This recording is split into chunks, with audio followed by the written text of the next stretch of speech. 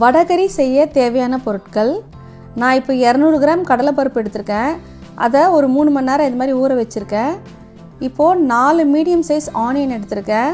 அதை இந்த மாதிரி நீல வாக்கில் பொடிசாக கட் பண்ணி வச்சுருக்கேன். மீடியம் சைஸ் தக்காளி 2 எடுத்து அதையும் இந்த மாதிரி பொடியாக கட் பண்ணி வச்சுருக்கேன். கொஞ்சமாக கருவேப்பிலை, தேவையான அளவு கொத்தமல்லி, ஒரு பச்சை மிளகாய் எடுத்திருக்கேன்.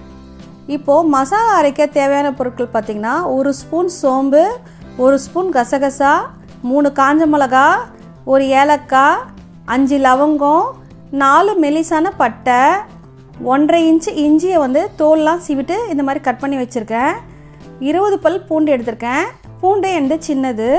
கடலைப்பருப்பை நல்லா சுத்தமாக வாட்டர் இல்லாமல் ட்ரெயின் பண்ணிவிட்டு அது கூட எக்ஸ்ட்ராவாக நம்ம 1/2 ஸ்பூன் சோம்பும், எக்ஸ்ட்ரா 3 காஞ்ச மிளகா, அதுக்கப்புறமா கொஞ்சமாக உப்பு சேர்த்து இதை நம்ம குறைன்னு அரைச்சி வச்சுக்கலாம்.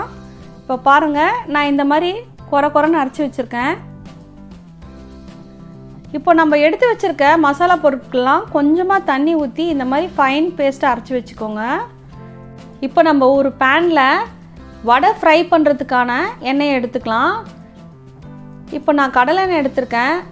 கடலை எண்ணெய் நல்லா காஞ்சதும் நம்ம இதில் வடையை சேர்த்துக்கலாம். வடை ஷேப் இல்லாமல் கூட நம்ம போட்டுக்கலாம்.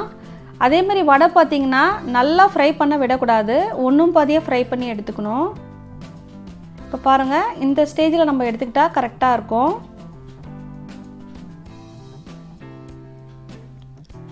இப்போது இந்த வடைகள்லாம் ஆறின பிறகு நான் இந்த மாதிரி பொடியாக அதை உடச்சி வச்சுட்டேன். இப்போ நம்ம அதே கடாயில் 4 டேபிள் ஸ்பூன் ஆயில் எடுத்துக்கிட்டு அதில் ஒரே ஒரு பட்டை, ஒரு பிரிஞ்சி இலையை சேர்த்துக்கலாம். சேர்த்துட்டு அது கூட நம்ம கட் பண்ணி வச்சுருக்க ஆனியனை இப்போது சேர்த்துக்கலாம்.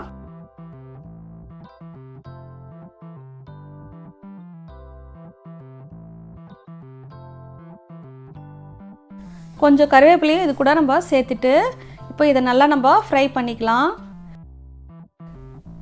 இது ஃப்ரை பண்ணுறதுக்கு பார்த்திங்கன்னா நம்ம பிரியாணிக்கெலாம் ஃப்ரை பண்ணுவோம் இல்லையா, அந்த மாதிரி ஃப்ரை பண்ணிக்கணும். இப்போ பாருங்கள், நல்லா ஃப்ரை ஆகிடுச்சு. இப்போ இது கூட நம்ம அரைச்சி வச்சுருக்க மசாலாவையும் சேர்த்துக்கலாம். மசாலா பேஸ்ட்டை நல்லா ஃபைனாக அரைச்சிக்கோங்க. உங்களுக்கு தேவைப்பட்டால் கொஞ்சமாக தண்ணி ஆட் பண்ணி கூட நீங்கள் அரைச்சிக்கலாம். இப்போ இதை நல்லா பச்சை வாசனை போகிற வரைக்கும் ஃப்ரை பண்ணிக்கோங்க. இப்போ பாருங்கள், இதில் நல்லா ஆயில் விடுது. இந்த ஸ்டேஜில் நீங்கள் கொஞ்சமாக கொத்தமல்லி ஆட் பண்ணால் நல்லா கமக்கும். இப்போ இது கூட நம்ம பச்சை மிளகாவையும் ஆட் பண்ணிவிட்டு அதையும் நம்ம நல்லா ஃப்ரை பண்ணிக்கலாம். இப்போ இந்த ஸ்டேஜில் நம்ம கட் பண்ணி வச்சுருந்த தக்காளியும் ஆட் பண்ணிக்கலாம். தக்காளி பார்த்திங்கன்னா நல்லா பொடிசாக கட் பண்ணி வச்சுக்கோங்க. இதையும் நம்ம நல்லா வதக்கிக்கலாம். இப்போ பாருங்கள், கொஞ்சமாக தண்ணி ஆட் பண்ணி அதையும் நம்ம சேர்த்து கொஞ்சம் நேரம் வதக்கிக்கலாம். இப்போது தண்ணியெல்லாம் நல்லா அப்சர்வ் ஆகிடுச்சு. இந்த ஸ்டேஜில் நம்ம 1/4 டீஸ்பூன் மஞ்சள் தூள், 1/2 டீஸ்பூன் மிளகாய் தூள், 1 டீஸ்பூன் மல்லித்தூள் சேர்த்துட்டு இதையும் நல்லா நம்ம வதக்கிக்கலாம். இப்போது இந்த பச்சை வாசனைலாம் போன பிறகு எண்ணெய் பிரிஞ்சு வரும். அந்த ஸ்டேஜில் நம்ம ஒரு 5 டம்ளர் தண்ணியை நம்ம இது கூட மிக்ஸ் பண்ணிக்கலாம். மிக்ஸ் பண்ணிவிட்டு தேவையான அளவு உப்பையும் சேர்த்துட்டு இப்போ நம்ம பொடி பண்ணி வச்சுருக்க இந்த வடை துண்டுகளை இது கூட சேர்த்துக்கலாம். இப்போ இதை நல்லா நம்ம மிக்ஸ் பண்ணிக்கிட்டு இதை நம்ம ஒரு 10 நிமிஷம் மூடி போட்டு வச்சிடலாம். இப்போ பாருங்கள், வாட்டர் நல்லா அப்சர்வ் ஆகிடுச்சு. சில பேருக்கு வடைக்கறி திக்காக இருந்தால் பிடிக்கும், சில பேருக்கு கொஞ்சம் வாட்டரியாக இந்த மாதிரி இருந்தால் பிடிக்கும். வடைக்கறி ஆறின பிறகு கொஞ்சம் தண்ணியெல்லாம் ரொம்ப அப்சர்வ் ஆகிடுச்சுன்னா நீங்கள் கூட தண்ணியை ஆட் பண்ணிக்கலாம். ஆட் பண்ணி ஒரு கொதி விட்டுட்டு நீங்கள் சர்வ் பண்ணிக்கலாம்.